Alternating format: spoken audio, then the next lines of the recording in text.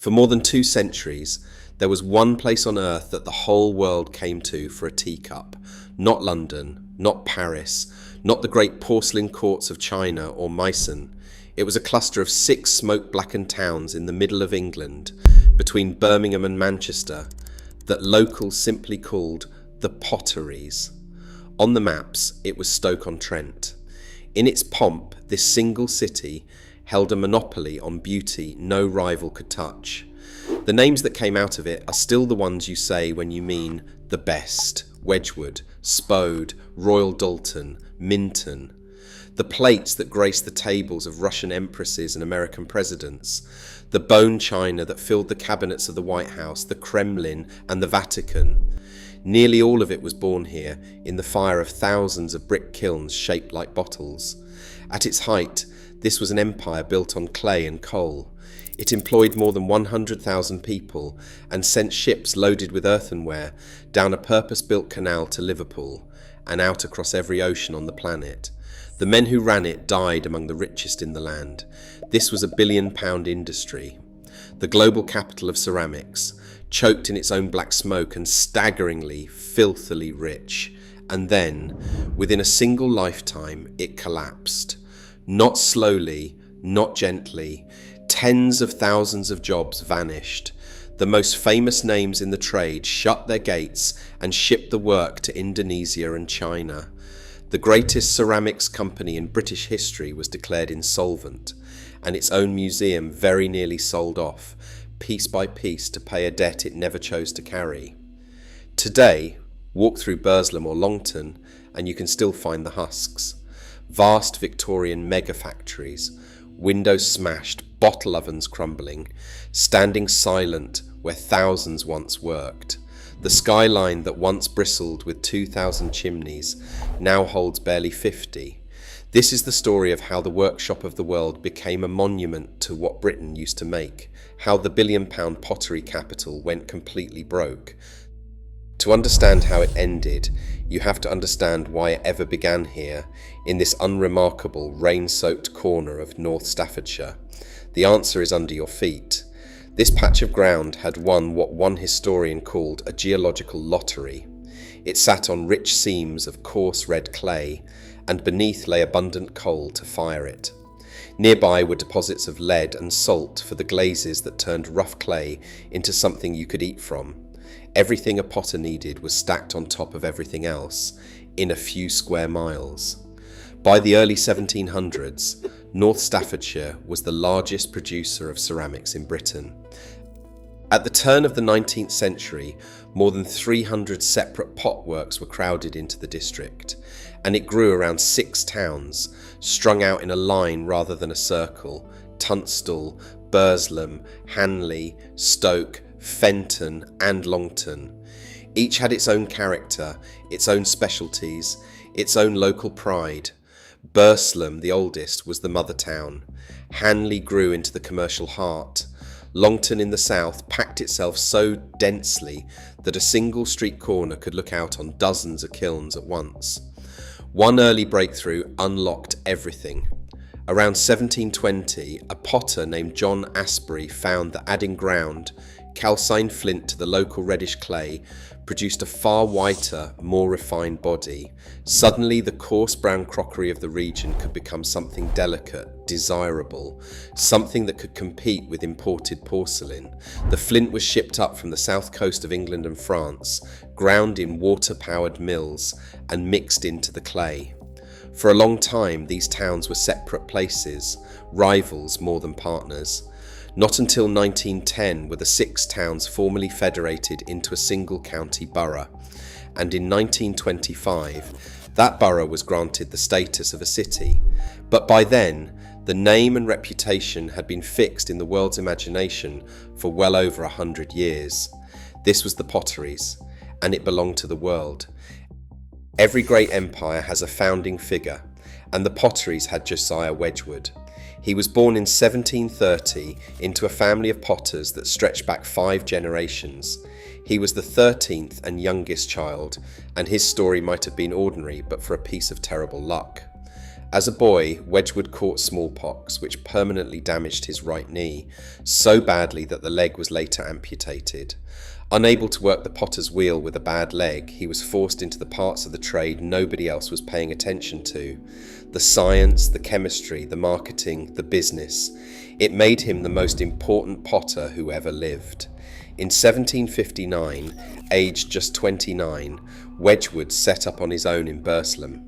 He treated clay not as a craft, but as a laboratory problem, running thousands of experiments, chasing perfect glazes and bodies. He perfected a fine cream-coloured earthenware, and when Queen Charlotte ordered a set and loved it, was granted permission to call himself Potter to Her Majesty and rebrand his humble creamware with a name that would sell across Europe, Queen's Ware. Then came the inventions that made him immortal: black basalt, a fine unglazed black stoneware, and around 1775 jasperware, the matte, unglazed stoneware in that instantly recognisable pale Wedgwood blue with raised white classical figures. It is, to this day, one of the most copied designs in ceramics history.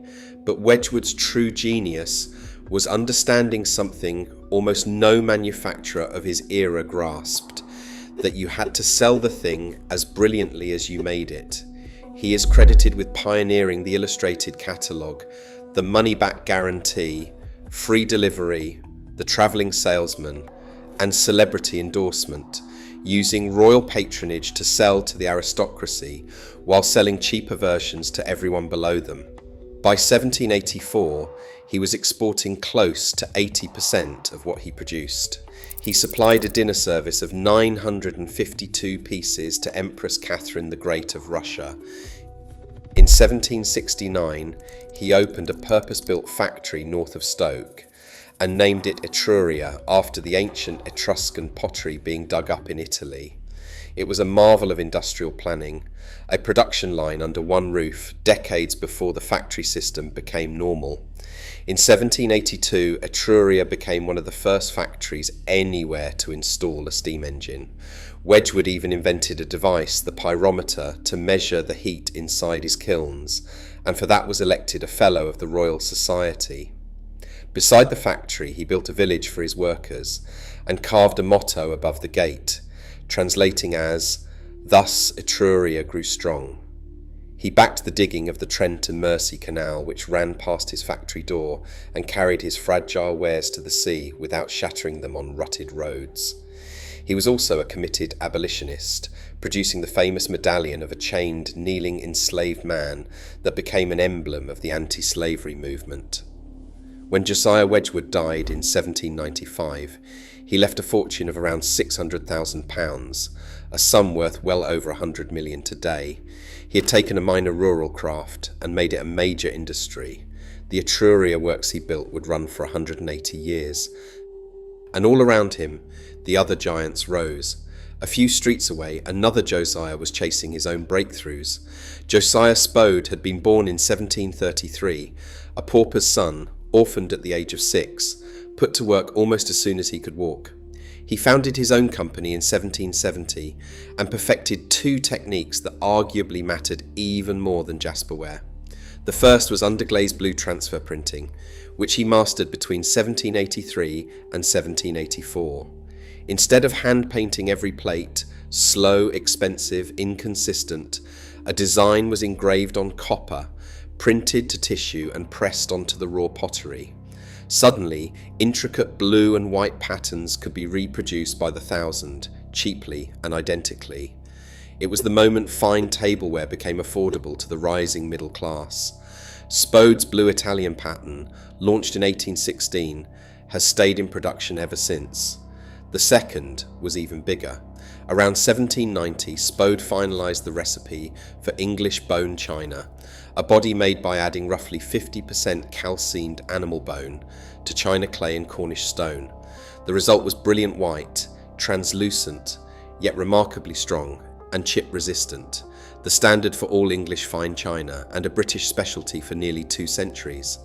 His son, Josiah Spode II, was a marketing talent to match Wedgwood, and in 1806 was named Potter to the Prince of Wales.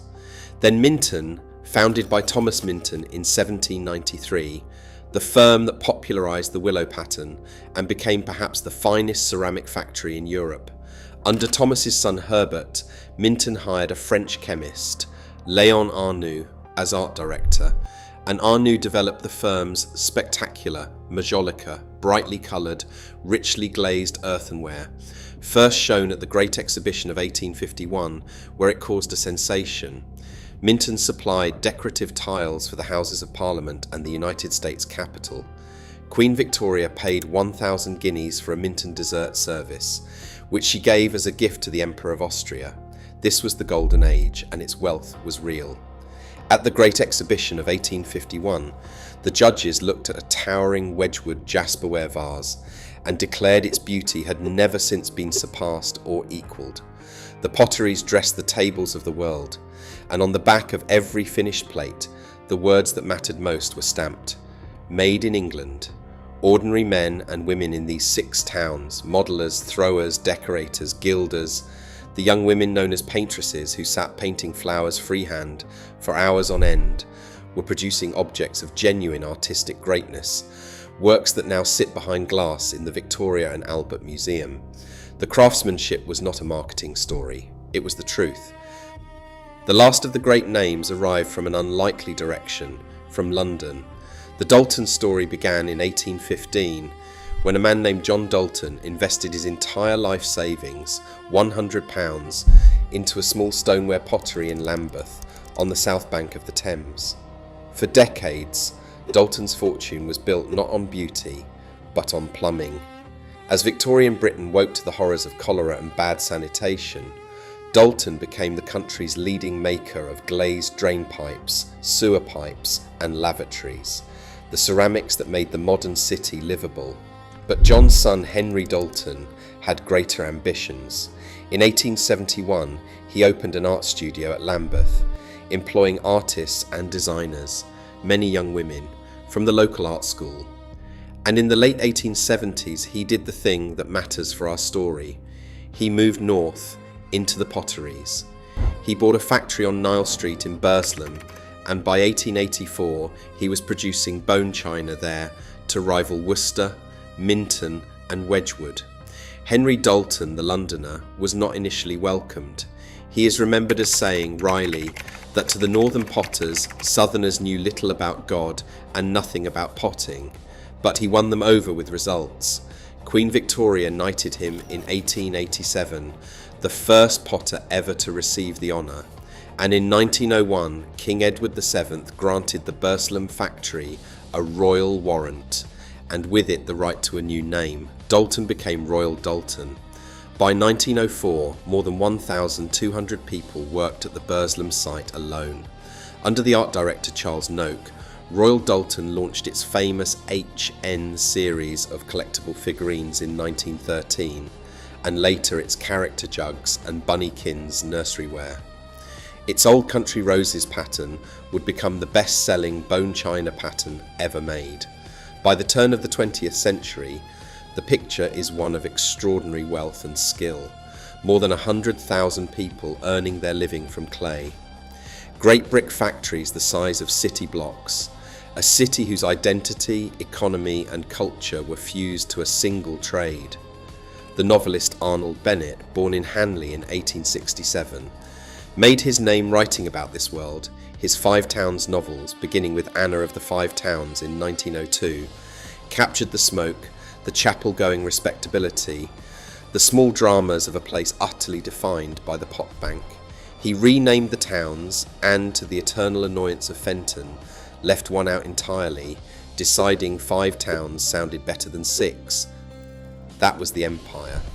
Now, what it cost. The wealth of the Potteries was built on smoke, and the smoke was built on human lungs.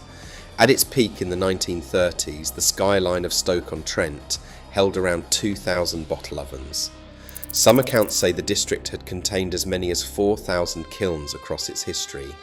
They were vast brick structures shaped like giant bottles, some over 100 feet tall. Each working factory might have anywhere from 1 oven to 25, and they were monstrously hungry and monstrously dirty. Most ovens were fired once a week, each firing burning at least 10 tons of coal. The very largest, with as many as 14 firemouths, could swallow more than 30 tons in a single burn, and a firing could last over 72 hours. The efficiency was appalling. In a typical updraft oven, only about 11% of the heat from all that coal actually reached the pottery.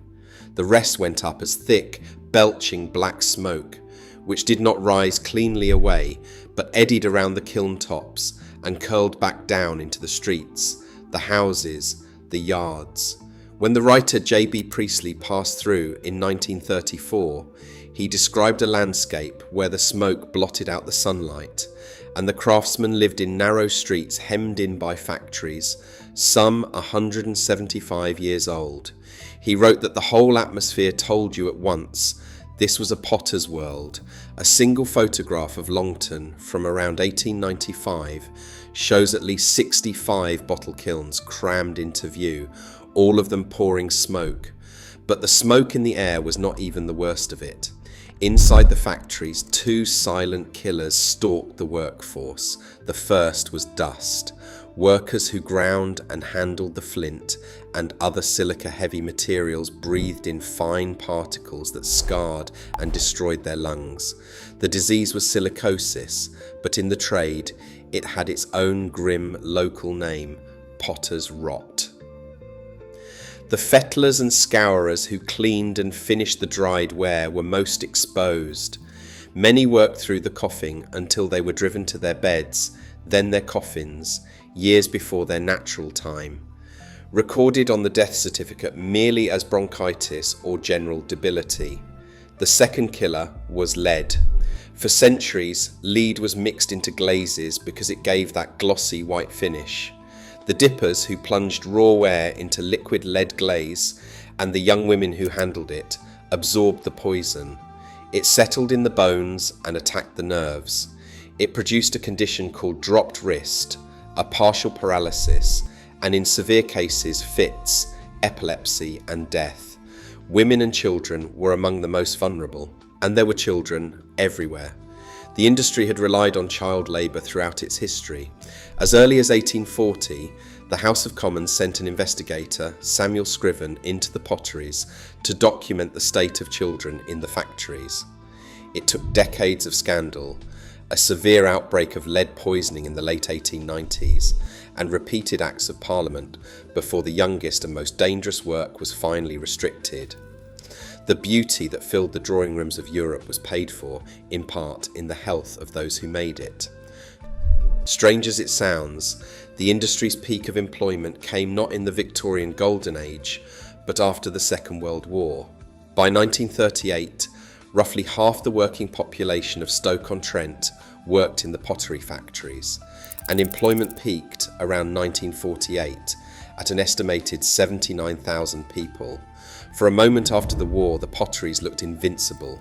The whole world was rebuilding, everyone needed crockery, and the Made in England stamp still commanded a premium. But 2 forces were quietly gathering that would change everything. The first was the smoke itself. After a century of choking pollution and the deadly London smog of the early 1950s, Britain finally acted. The Clean Air Act of 1956 made provision for abating air pollution and gave pottery manufacturers 7 years to abandon their coal-fired bottle ovens. By 1963, it was effectively illegal to fire an oven with coal. The great bottle kilns, the very symbol of the Potteries, the shapes that had defined the skyline for 2.5 centuries, were suddenly redundant. So too were the skills of the men who had known how to fire them. The last bottle oven to fire in commercial production burned in Longton in August of 1978. In their place came clean, efficient gas and electric tunnel kilns.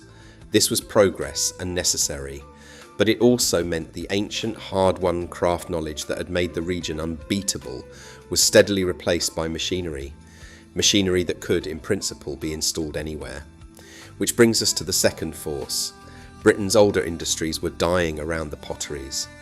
The coal mines and steelworks that had supported the region were closing through the 1970s and 80s, and out in the world, other countries were learning to make pottery cheaply in colossal quantities. The long slide had begun.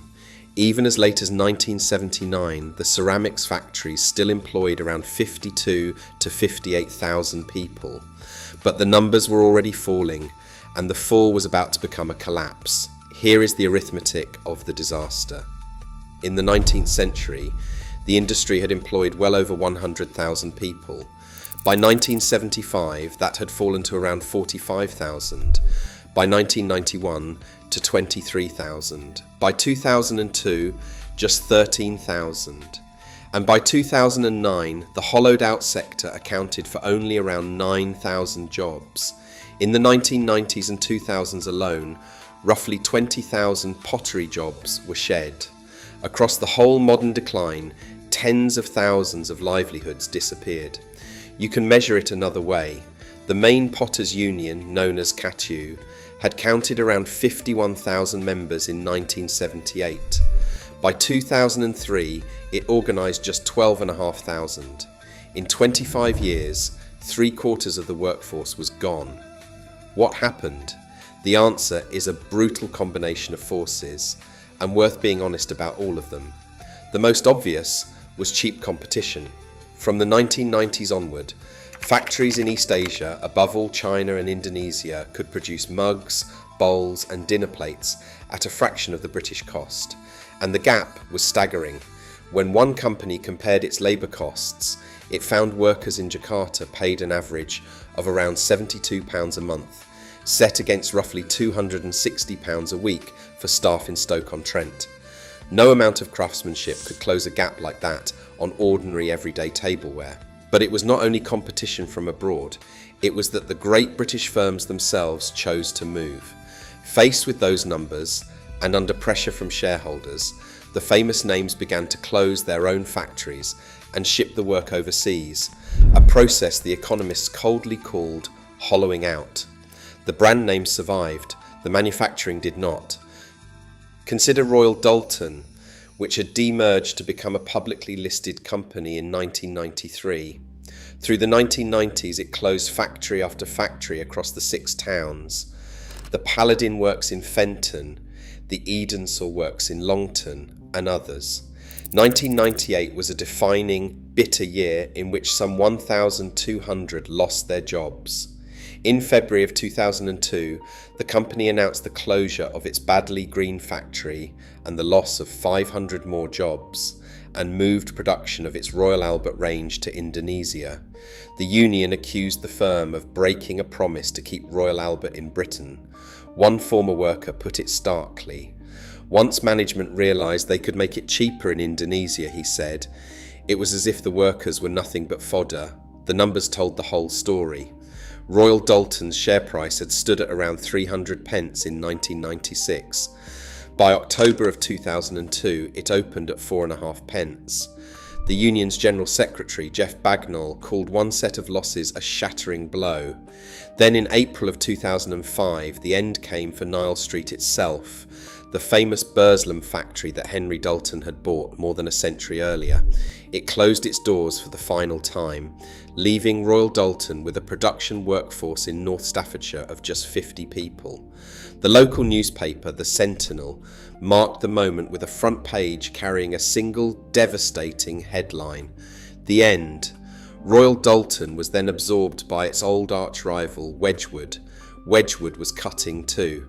In June of 2003, Waterford Wedgwood, by then the city's main employer, announced the closure of 2 factories and the loss of more than 1,000 jobs, and said it would move production of its Johnson Brothers earthenware to China, where it could be made up to 70% more cheaply. Johnson Brothers had been a classic Stoke family firm, founded in 1882. Now its work was leaving the country. A worker named Carol Jones, told just weeks earlier the business was doing well, described the shock of walking in one day to be told it was shutting, and asked bluntly what would be left behind. Cleaning jobs, she thought. nothing that paid like Pottery. And Spode, the firm that had given the world bone china, moved around 80% of its production to Indonesia, and then, in 2008, after more than 230 years of continuous production, it collapsed into administration. Its ancient site in Stoke, parts dating to the 1780s, fell silent. The following year, in 2009, the Spode name was bought by the Portmarian Group, which kept a small amount of the most famous patterns in production locally, but the great factory, as a working industrial concern, was finished. And then, in January of 2009, came the moment that would have been unthinkable to Josiah Wedgwood, and to almost anyone in Stoke. Waterford Wedgwood, the group that carried the single most illustrious name in the history of world ceramics, collapsed into administration. The company that had begun in 1759, that had supplied Catherine the Great and Queen Charlotte, that had run the Etruria works for 180 years, was insolvent. But the cruelest twist was still to come, centred on the Wedgwood Museum, the collection of 80,000 objects, ceramics, manuscripts, letters and pattern books spanning 250 years, one of the most important industrial archives on earth. It told not just the story of a company, but of the Industrial Revolution itself. The museum's trust had been one of the participating employers in the group's pension scheme, one covering some 7,000 members. And that scheme was structured under a rule sometimes called last man standing. When the trading companies went bankrupt and could no longer pay their share of the deficit, the entire remaining debt fell on whoever was left. That turned out to be the Little Museum Trust. Its own individual liability had been around £100,000. Overnight, through no fault of its own, it became responsible for a pension deficit of roughly £134 million. In December of 2011, the High Court ruled that the priceless Wedgwood collection was not protected in trust and could be sold off as an asset to help pay that debt. The Attorney General upheld the ruling. The heritage of 2.5 centuries, Josiah Wedgwood's own experimental pieces, a nation's industrial archive, was about to be broken up and auctioned to the highest bidders worldwide. What saved it was the public. The Art Fund launched an appeal to buy the collection for the nation for just under £16 million. The bulk was found through the Heritage Lottery Fund and major grants, but a final tranche of £2.74 million had to be raised from ordinary people, and fast, by the end of November 2014. It came in £10 donations by text message alongside 6-figure cheques, within a single month, the fastest campaign in the Art Fund's history. Among the donors was the Bet 365 Foundation, run by an online gambling company that had grown up in Stoke itself, a symbol of the very different city the Potteries had by then become. The collection was saved, gifted to the Victoria and Albert Museum, and kept on display in Staffordshire. But think about what it took. The public had to pass round the hat to stop the greatest name in British ceramics from having its own history sold for scrap. The Wedgwood brand was eventually bought in 2015 by the Finnish consumer goods group Fiskars. The story of Wedgwood continues. It is simply no longer, in any meaningful sense, a Stoke-on-Trent story of thousands of local hands at local wheels. Drive through the 6 towns today, and the evidence of the collapse is written into the streets themselves. Where the skyline once carried around 2,000 bottle ovens pouring smoke, today only around 50 survive, and not all are complete. Barely 30 are true potter's ovens. They stand now as listed monuments, preserved relics of a lost technology. The largest cluster in Doulton. The City Council records each one, treating the survivors like the last speakers of a dying language, which in a sense they are. The great factories fared worse. Many of the historic megaworks were simply abandoned. Windows broken, roofs failing, weeds pushing through the yards where wagons once queued for the canal. Some were demolished in a rush the local council itself once encouraged. clearing the past to make room for a future slow to arrive. Whole districts that had been dense with employment became what one local writer called a distressed post-industrial city, pockets of Stoke ranking among the most deprived areas in the country. And here is the deepest loss, the one that cannot be measured in square footage. When the factories left, the skills left with them. For 250 years, this had been a place where knowledge passed from hand to hand, parent to child, master to apprentice. How to throw, how to fire, how to lay a transfer, how to paint a rose, freehand at speed. That living chain, once broken, is extraordinarily hard to repair. The machinery could be shipped to Jakarta. The 2.5 centuries of accumulated expertise could not. It simply dissolved. Stoke did not lie down and die. The city reinvented itself around warehousing and logistics, becoming a distribution hub for giant retailers, around online gambling, home to one of the world's largest betting firms. Unemployment was kept, for a time, below the national average, but wages were lower and the identity was gone. A city that had once made objects of beauty admired across the planet now largely moved other people's boxes. There is a version of this story that is purely tragic, and it would be dishonest to pretend otherwise. Tens of thousands of skilled people lost their trade. Historic factories rot where they stand. A great British industry was outcompeted and then, in the end, largely abandoned by the very companies that had made it famous. But there is a coda worth telling, because the Potteries have always been more stubborn than their obituaries. In the years since the very bottom, the closures, the collapses, the near loss of the Wedgwood archive, something small has stirred. It turned out that the world had not entirely stopped valuing the words "Made in England." Shoppers in America and Japan grew wary of paying premium prices for wares quietly made cheaply in Asia. Rising costs and trade duties made China less attractive to manufacture in, and a handful of firms, Port Merion, Steelite, Emma Bridgewater, Wade, and even Wedgwood itself, began to invest again in Staffordshire, and in a few cases to bring some production back home.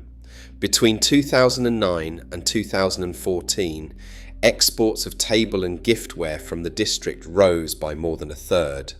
It is a fraction of what once was, but it is not nothing. Stand today in Burslem, the mother town, and you can still find a working pottery, its kilns warm its paintresses at their tables. A few streets away, you can walk inside a cold, dead bottle oven preserved as a museum and put your hand on the brick and feel 250 years of fire that will never be lit again. That is the shape of it, a city that clawed a world empire out of the mud beneath its feet. That paid for its beauty in smoke and dust and poisoned lungs. That reached a height no rival ever matched, and then watched, within a single lifetime, as the work that defined it was carried away, factory by factory, name by name, to the other side of the world. They called it the Potteries. For 2 centuries it was the place the whole world came to for a teacup, and the teacups, in the end, went somewhere else.